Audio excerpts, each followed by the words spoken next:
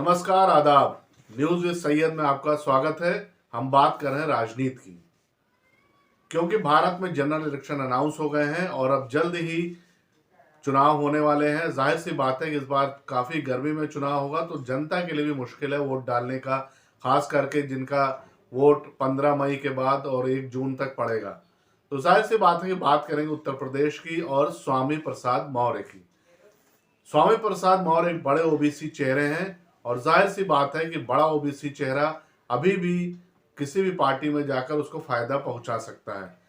लेकिन कहा जा रहा है कि स्वामी प्रसाद मौर्य अब ग्रैंड ओल्ड पार्टी की शरण में जाने वाले हैं, यानी कांग्रेस से चुनाव लड़ने वाले हैं और जल्दी ही इसका अनाउंसमेंट कांग्रेस करने वाली है। तो जाहिर सी बात है कि स्वामी प्रसाद मौर्य के आने से कितना फायदा होगा। सबसे ज्यादा फायदा कहाँ का होगा, वो है रायबरेली सीट पे।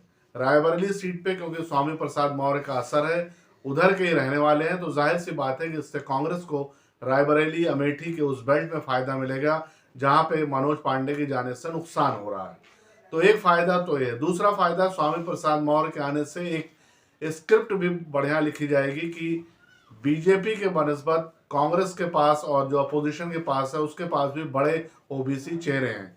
अभी अखिलेश यादव के अलावा विपक्ष के पास कोई बड़ा ओबीसी चेहरा नहीं है। जो बड़े ओबीसी चेहरे हैं जैसे केशव प्रसाद मौर्य, वो भारतीय जनता पार्टी में है, डिप्टी चीफ मिनिस्टर हैं, तो वो एक बड़ा ओबीसी चेहरा है। स्वतंत्र देव सिंह कुर्मी है, वो भी एक बड़ा ओबीसी चेहरा है, लेकिन वो भी भारतीय जनता पार्टी में। तो जाहिर सी बात है कि कांग्रेस के लिए एक बड़ा स्कूप होगा, बड़ा फायदेमंद होगा कि कांग्रेस कैसे स्वामी प्रसाद मौर्य को अपने पाले में खींचती है। क्या उनको रायबरेली से चुनाव लड़ाया जाएगा या कुशीनगर से या महाराजगंज से, यह देखने वाली बात है। तो जाहिर सी बात है कि स्वामी प्रसाद मौर्य के आने से एक जो फैक्टर अभी नर्वसनेस है कांग्रेस के बीच, खासकर रायबरेली अमेठी में, वो नर्वसनेस दूर होगी और एक बड़ा जो नेता अगर आता है तो उससे चुनाव के दौरान फायदा जरूर मिलता है। यही हाल वरुण गांधी का है। वरुण गांधी भी शायद पीलीभीत सीट से समाजवादी पार्टी के उम्मीदवार हो सकते हैं,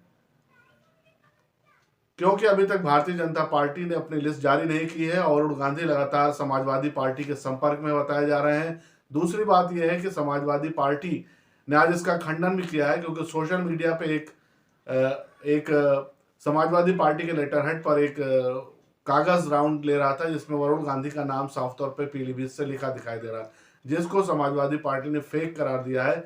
लेकिन सोशल मीडिया की बात को अगर ना माने, अंदर खाने की बात करें, तो वरुण गांधी समाजवादी पार्टी और कांग्रेस के गठबंधन में संपर्क में है और वो अगर बीजेपी उनको टिकट नहीं देती है तो पीलीभीत से वो चुनाव समाजवादी पार्टी के टिकट पर लड़ सकते हैं, क्योंकि वो सीट समाजवादी पार्टी के खाते में गई है।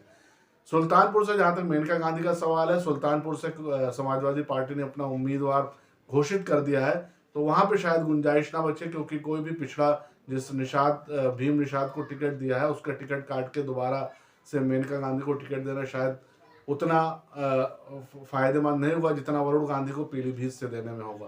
तो ये दो बड़े चेहरे हैं जिनको लेकर अभी उठा हुआ पो विपक्ष के खेमे में है।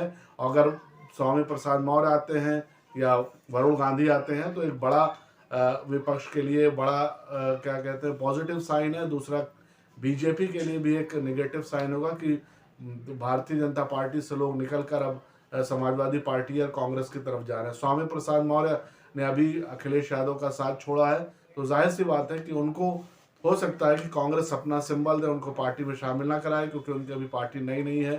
तो हो सकता है कांग्रेस के सिंबल पर लड़े लेकिन रहे अपनी पार्टी में। तो ये भी एक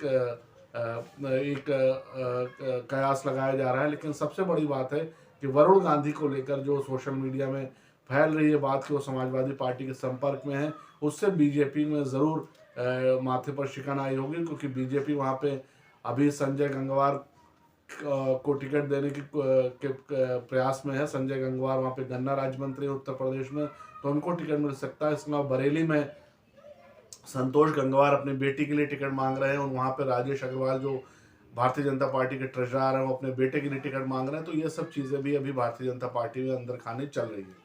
लेकिन बड़ा सवाल यही है कि स्वामी प्रसाद मौर्य क्या कांग्रेस के इस ऑफर को स्वीकार करेंगे या नहीं करेंगे। लाइक कीजिए, सब्सक्राइब कीजिए, फीडबैक का इंतजार रहेगा।